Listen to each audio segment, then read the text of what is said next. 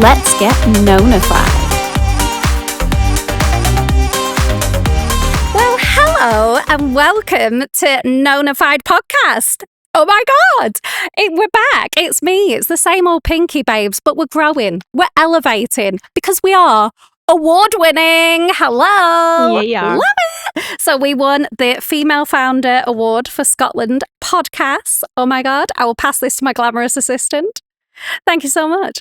And we're back with our first episode with an absolute iconic queen angel on this earth. Aww. She is a creative boss babe and the kindest soul on the planet. The one and only Carly McCleary. Oh, stop. We're going to have me crying before we start. Everyone says that about my intros. Everyone says that. But do you know what? Like, there wasn't a card big enough for you because I was like, do you know what? I'm not even going to write stuff because we just vibe anyway. We are a vibe. We do. Probably. But I've literally got 1 million sticky notes, so it's all happening because I thought of other things. I thought, I never really asked her this or asked her that, but you're kind of this enigma, really, aren't you? To like the vast world, you're kind of the enigma because you are the creative. You are the initiator of fabulosity. Do you love this language? I'll do like your language. It makes me feel really special and I don't know if I deserve it all. You should. But yeah, I'm kind of behind this. I'm kind of always kind of behind the scenes and things. I take that's what you mean. So I put out things to the world and I just go. Exactly. So you are the owner of Stagecraft Entertainment. Yes. And it's a family business. It is, yeah. Myself and my husband, we actually launched the business in at the beginning of March 2020. Did you actually? Oh my gosh. Timing. And I know that was bad timing because it's my birthday at the end of March and it was like, you're not having a birthday for 3 years. Nope. No. Absolute rubbish. Yeah, so we put that on hold for a while. Okay. Mm-hmm. But yeah, I think like since then, we've just been really lucky, we've just been really lucky. We get to work with some amazing people and we just get to be creative and have fun. And I think when you're working together and you're both very different, it always takes projects in different directions as well. Absolutely. And like, where did this like come from? Where did the performing bug start? Because I mean, were you a little one? Because I was a little one. Yeah. Well, my sister actually, Lisa, she was the real performer. I was very quiet growing up. Very, very quiet. Okay. Quite shy. And then I went to see Lisa doing a youth theatre pantomime. And I was like, I want to do that. I want a bit of that. I want to do this is giving Minogue energy. Yes. You know the story of Danny and Kylie. If you haven't watched the documentary on Netflix yet, what are you waiting for? Go and watch it. But that was kind of the thing. And then it became kind of competitive. Did you have that as well? Or? Actually, no. I'm really lucky with my sister. Like, we just don't have that. We just support each other. And I'm so lucky with that. But I think when I started, I was probably 12, 13, and I wanted to do different things. Lisa's very, very funny. She's a very comedic actress. And I liked doing the more serious things. Yeah. But I like writing the comedy. Yeah. I was going to say, so when did that flip happen that you went into the production side? So I worked for a touring theatre company and then I went into the office and started selling for them and then I started directing their pantos. Okay. And I decided that actually as an actor, I was a really good director. Yeah. Yes. I love that. So I'm going to push that to the side, yeah.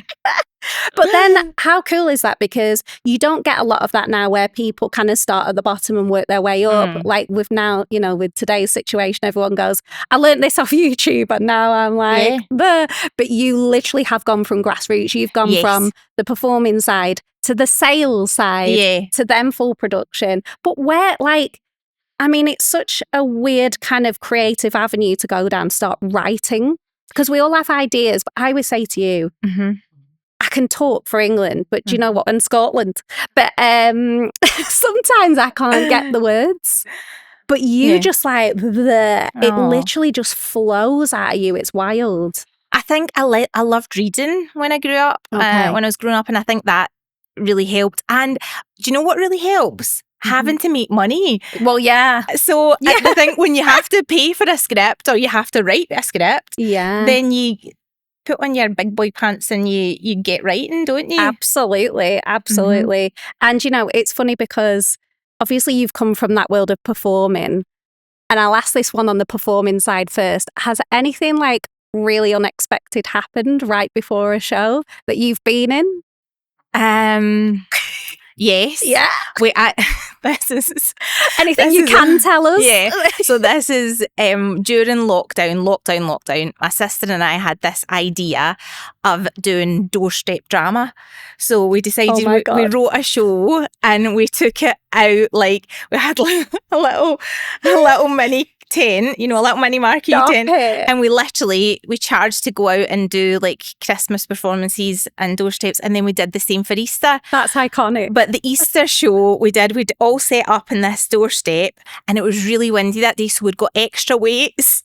Oh my gosh. And literally I was just about to like knock the door to like say come out and like enjoy the show, and the full tent went oh no. And Lisa, my sister, was round the corner and she knew what happened, but I was going, Lisa, and she was going, nope.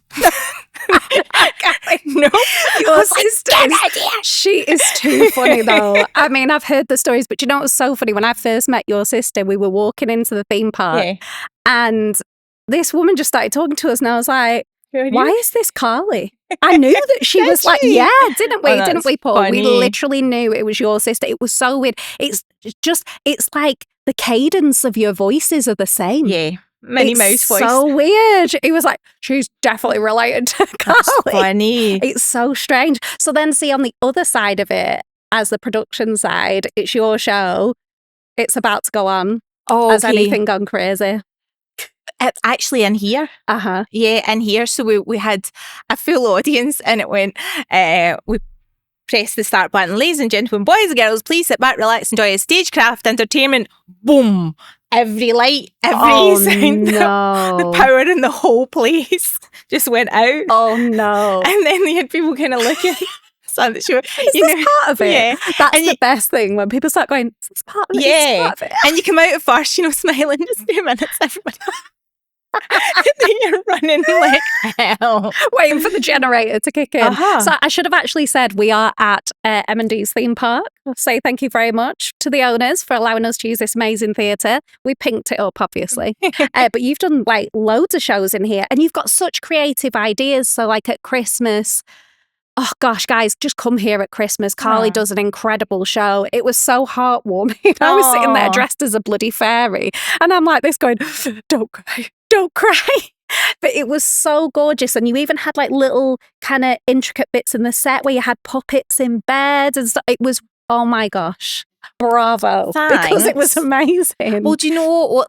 It's really important to me, and that means a lot because kids see so much on screens where you can do absolutely anything. Yeah. So it's really important to me that you can get those wee moments of magic. Oh, they were mesmerised. In real life, Absolutely mesmerised. I was like, oh my gosh, what's happening now? But the stuff that you do with this set is incredible. And the stuff that you've told me about in the past, because obviously we only met last Halloween. That's wild to me. Isn't it? That's it feels crazy. like I've known you about 20 years. I know, it really does. But yeah, so from the disaster side to the good side, what has been the turning point for you when you've gone, oh, I can do this? Yeah, that hasn't come yet. Oh, stop it. No, actually, but I think it's just part of my personality. I think as soon as that point comes, I should probably stop doing it. I think we spoke about that at kind of Halloween. Mm-hmm. I think I have to have that kind of fear. All the time. That's what we're like. I don't think we'll ever be happy with anything, will we? We'll be like, that could have been better. Or, oh, I had a hair out of place there. Or that should have been painted green. Do you know what I mean? Exactly that's our vibe, isn't it? But that's our fire, isn't it? It makes you stretch yourself. It makes you push yourself to do better and stuff. And just even today, like when you were setting up, it's good, like pushing things aside and moving over. And I'm like, I don't notice the difference, but to you would have seen it like it has to be perfect. Oh yeah, there'll be something and I'll be like, damn, why wasn't that 1 centimetre over to the other side? It's just what I'm like. And what do you think like live performance can give people that nothing else can? Oh, so much. I think just the fact that there's real people there in front of you, that you can see them and that you can meet them at the end, and you're immersed in that wee world for just a little bit. Yeah. And it's 3D. Yes. It's not like a screen. It's not a screen. Yeah, totally. It's 3D. I think that's really important. And I think, a lot of the shows that we do with 2 or 3 actors, but sometimes we'll have 9, 10 characters in them. Yeah. And just like changing that up and seeing it, for me, it's exciting. For me, that's what theatre's all about. Absolutely. So get to your local theatre or come and see a show here. What are you waiting for? Yeah. It's ridiculous. And so from the business side, what do you think people don't realise about running an entertainment business? Oh, you have to hustle. Yeah. I think you're the There's same. So much competition. Yeah. You have to hustle. You have to be able to like sell yourself. And I think for so long I said no to things. Yeah. Because I was like, no, we're not quite at that stage. And then I saw the person who maybe got the job and did it, and I was like, well, I could have done that. Yeah. And that is the weight of it, isn't it? I always say that it's silly little things. For me, like obviously fashion is a big part of me and what I do, really, part of the image, what I like to do. And I think I will destroy myself over an outfit for an occasion, and I'll get there and everyone's just like a bit like not really bothered. And I'm like, no, but oh my gosh. But Paul says this to me all the time. He's like, you are fancy schmancy when it's like, chillax vibes. And I'm like, am I? But I overthink everything. But I get that because you're your product. Yeah. So I wouldn't if I saw like when I'm like building props or like doing sets and things, and you go for the detail. I want kids to feel to go, oh my goodness, there's like the last show we had giant sweets in it and things, and I wanted them all to be exact same size because sweets from a factory are all the exact same size. And people will notice if it's a fraction off. Yeah. But don't you think that it's it is a thing where you're like that because you care? Absolutely. That's what it is. Yeah. And I think that's the difference with us and some of the big boys, if you like, is that it can become, there is a fly, it can become kind of corporate, whereas I don't think we could ever get to that point because we still need control of it to make sure that it's what we want. What she said. It's true.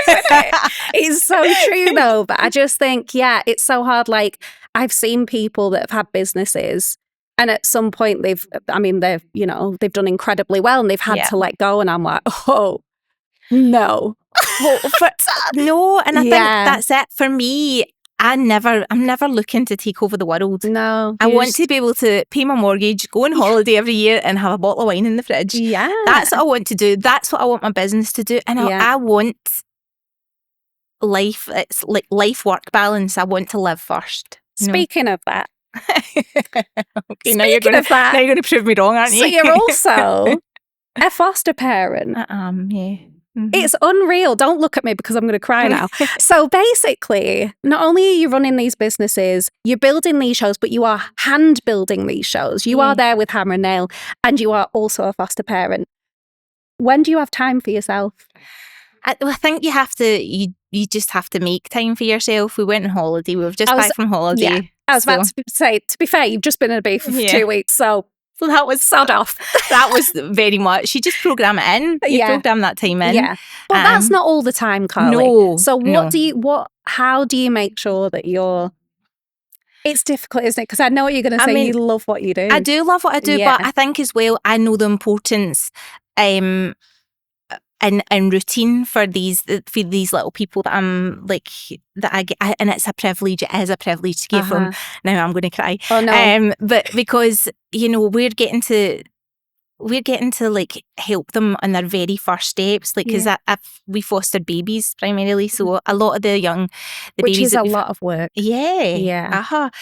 But I think it's really like it's just kind of synchronicity with how we've brought up our own kids. So our kids came with us to do things. Like Jamie, my husband's a singer, so our kids went, if he was gigging at a holiday park, we would all go and watch him, and we would all, and that's how we were able to move things on with the businesses and things, because our kids become part of it. Yeah. You know, my second son works here at Christmas. He helps run here. Joshy and Aaron, he's done hosting for me and things like that. Ruby does the haunt. Ty, we're still trying to coax him out, but he said he might consider it this year. Oh, okay. Yeah, if it's the wages literally are right. a family business. When I said family business, like, I meant it. This is exactly it. Everyone's involved. Yeah. And you even poached some of the kids' toys, didn't you, to put in the haunt last year? Yeah. Ruby's never getting over it, is she? No. No. There was, all her toys were like nailed to a wall covered in blood, and I was like, wow, okay. She was like, I wanted that back, sorry.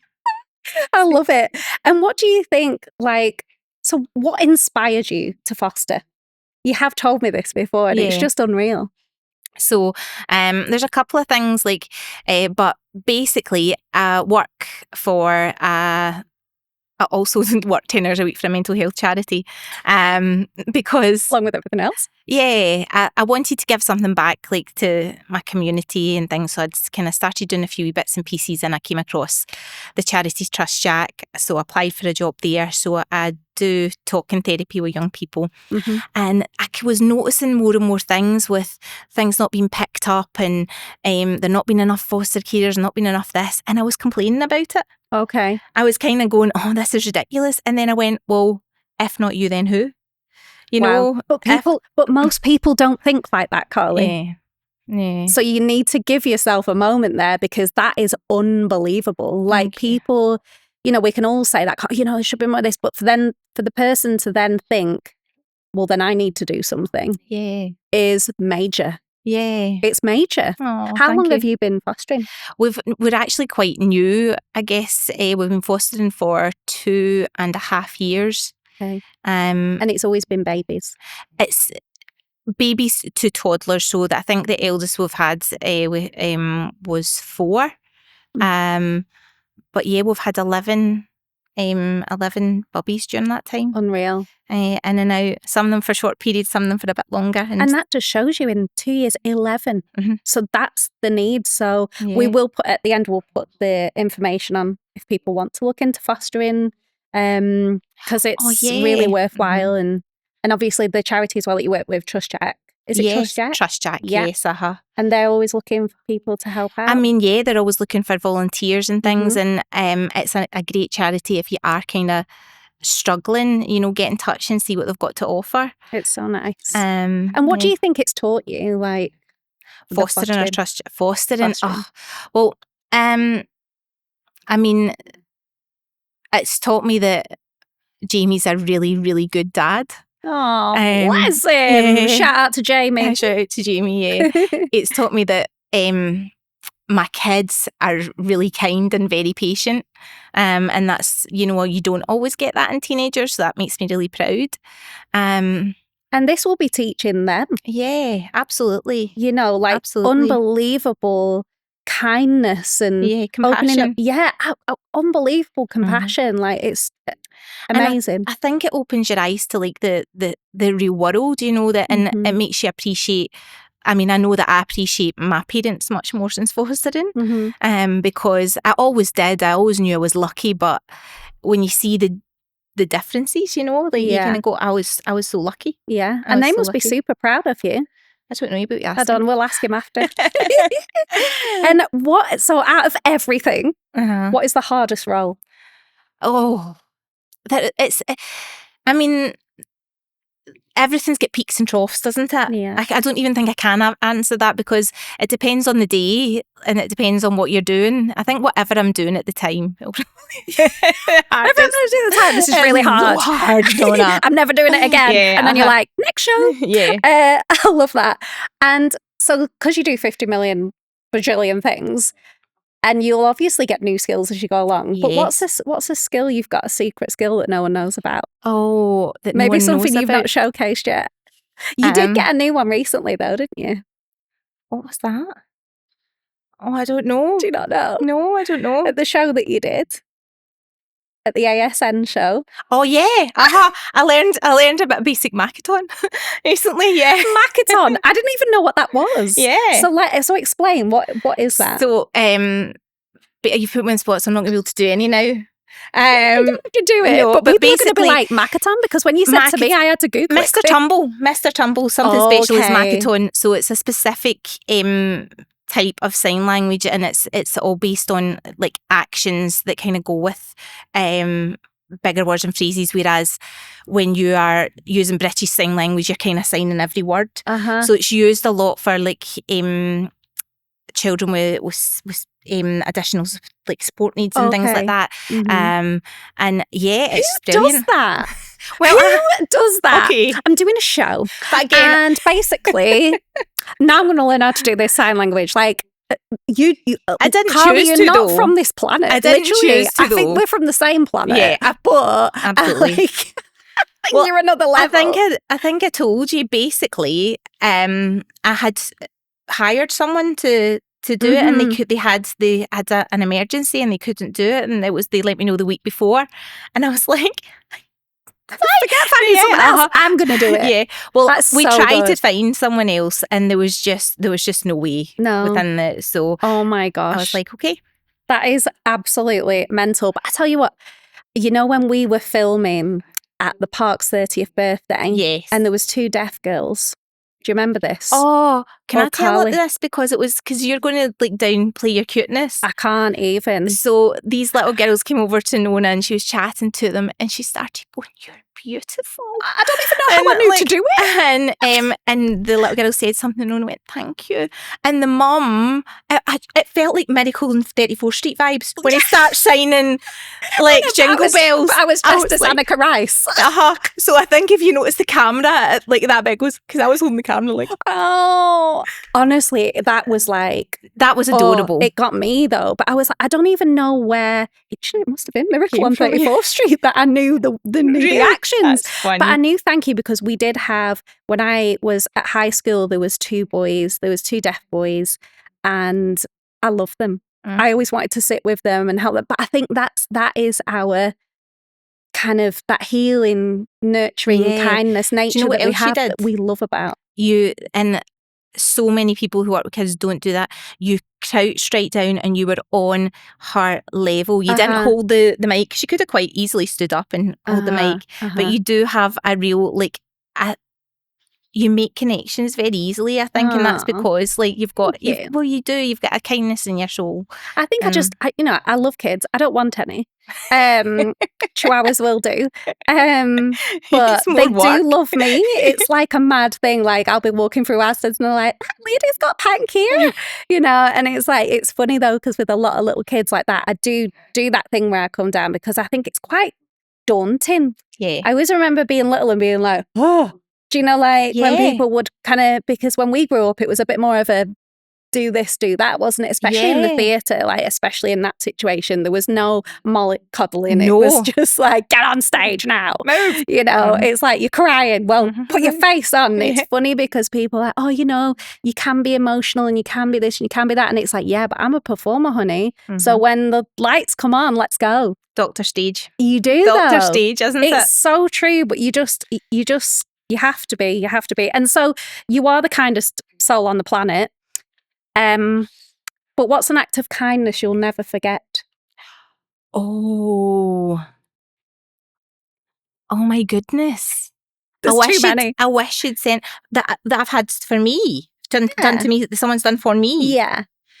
Oh my goodness. We can do both. Do you know what really makes little things mean the world to me? Yeah. The world to me. I'm actually going to use an example for you. Oh gosh. So I had gone on to one of Nona's lives and I'd ordered a pair of earrings, and I was like, can you just send me your details? Because it'd been a couple of days had gone by and she hadn't sent me details to pay them. And I came home on my birthday and there was a little Nonafied box on my doorstep. I was crying. Like, I was honestly, little things mean the world to me. But you know what is so strange? Was it actually on your birthday? It was on my birthday. And that was the weirdest thing, was that I I didn't even at that point know it was your birthday, I don't think. It was just but I serendipity. knew because I was like, I have a thing. There's something internally that pushes me to do things. I love giving gifts. Like, give a gift because it makes you feel amazing, doesn't it? Do you know, even just, I don't know, just like giving somebody a compliment. I say this all the time. See if you can just say to someone, oh, I love that. Like, I love your earrings, I love your hair. But you see the light in people, don't you? Absolutely. I love it. It makes your day, definitely. Yeah. So things like that definitely mean the world to me. Just to go back to what you were saying about like having the pull to do it.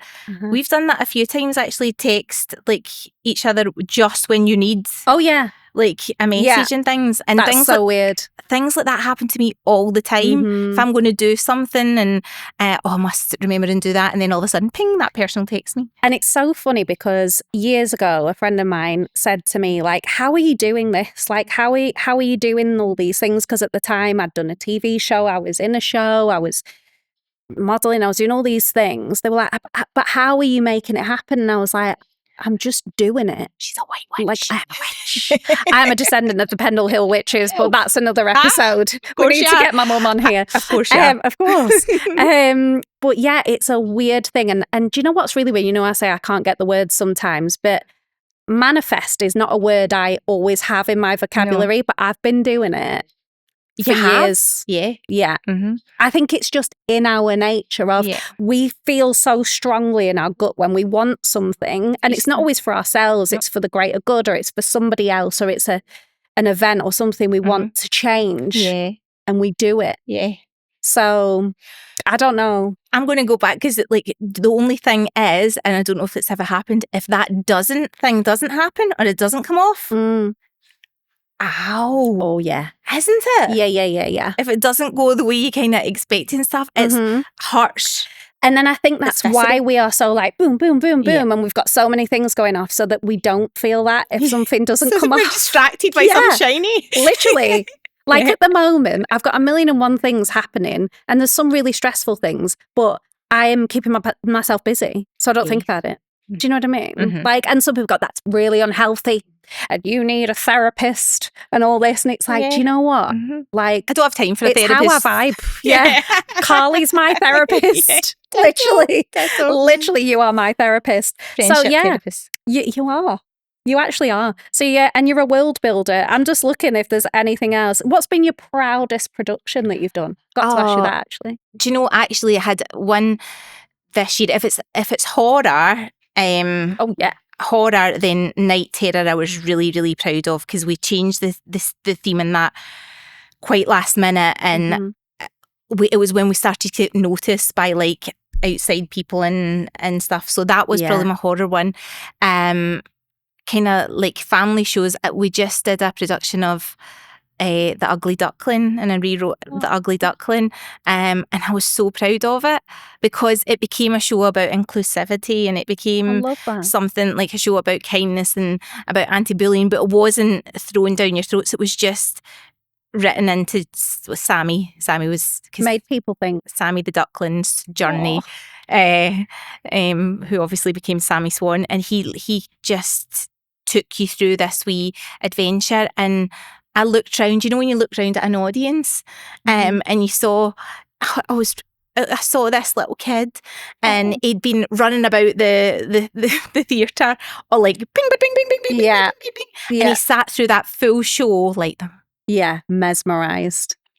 And I was just like, wow. That might have just changed that kid's life. Do you know what I mean? It sounds so ridiculous, but see, when you're little moments like that, you never forget. Yeah. You know, and it's really because they're so enticed by the story. This is what I mean. You're like, his mum actually messaged me, or messaged the page afterwards and said that he's never sat for that long ever. That's amazing. I love things like that. I know. But you know what I mean? That does more for us than the paycheck, doesn't it? So proud.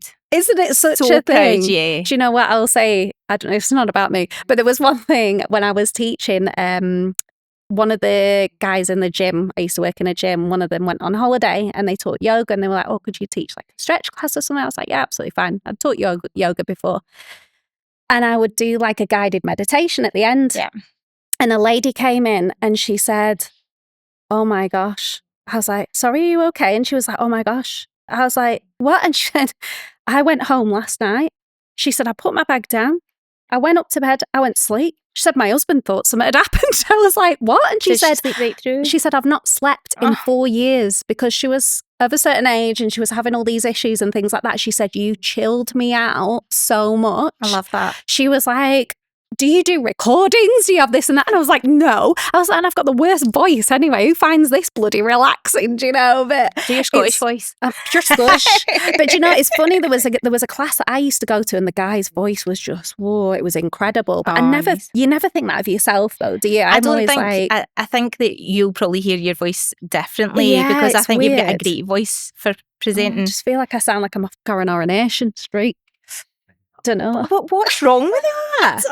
I don't know. Common as muck, innit? No, it's not at all. Paul always takes the mick out of me. He's like, "Not being funny, right?" So tight. So because we've upgraded this situation slightly, I don't do games. I don't really like games in podcasts because I feel like it's like, you know what's coming, and or it's like, it's like 5 quick fire questions and you're a bit like, and that you'd be here forever with me, wouldn't you? And you were like so wanted more of the person's story. So I've done a new segment. I'm gonna call it Pink Lips. A question from the Pink Lips. There's a question on the Pink Lips. Okay. You can pick one. Okay. And pass it over to me and I will ask you. Okay. It's the new segment. Thank you so much. So, I love this one. Something someone told you that you've never forgotten. Oh. Okay, yeah. My mum says so many amazing things. My mum's incredible. I can't believe you haven't met her yet. You quote your mum to me all the time. And I'm like, I need to meet this woman. Mm-hmm. She sounds incredible. She is. She's amazing. And her business tagline was "Maximise your moment." I love that. Yeah, Wow. And my mum really does maximise her moment. But she said to me, like, don't cut what you can untie. Okay. And that's stayed with me forever, because sometimes, like, if something upsets you, you get like you could just go, "Well, I'm not ever doing that again," or "I'm not doing this," or "I'm not." And actually, sometimes you're better just going quietly. Take a moment. Yeah. Go quiet. Another one of her quotes is, "Drawing on my power of language, I said nothing," and that one is amazing. Because saying nothing kills people. Yes. Yeah. Oh yeah, quietness. Yeah. Mm-hmm. Quietness is a killer, isn't it? So yeah. Love that. I love that. Well, thank you so much. Oh, thank you for I'm having me. so honoured that you would do this. And of course. You're a complete icon and I love you forever and ever. I love you too. I actually do love you so much. You are. It's been a pleasure getting to know you, and I can't wait to work with you more in the future. And then more trips where I bring my satin pillowcase. Bougie. I swear, no. Yeah, go for Bougie bitch. We went to Scarecon and I was in bed snuggling down. This one whips out her satin pillowcase, black no less. Because I'm actually being thoughtful again as well, because obviously hotel bedding is always white, and I leave and if it's a hot room, which it usually is, why are hotel rooms always hot? Sort it out. It's so annoying. Mm-hmm. But I always leave a bit of a pink halo from where I've been. So I'm like, plus it's so good for your skin, guys. It's great for your hair. Get a satin pillowcase. I'm gonna get sponsored because honestly, It's a vibe. I actually said I was in bed. I was like, "You all right? Do you need me to move so you can whack on a fitted sheet as well? Are you good, love?" Yeah, that's it. But you said I was a very peaceful sleeper, which was quite interesting. I felt like I was in bed myself. We were both just yeah. Mm-hmm. See, we're that close. We've shared beds and stuff, guys. It's fine. It's absolutely fine. But honestly, I'm in awe of the kindness that you put out into the world. It is amazing. Thank you. And I'm not going to cry. But yes, thank you so much. Hope you enjoyed our first episode back. Thank you so much. Lots more Nonafied to come. And you have been Nonafied. Do you love it? I do love it. She loves it. I love it. Thank you.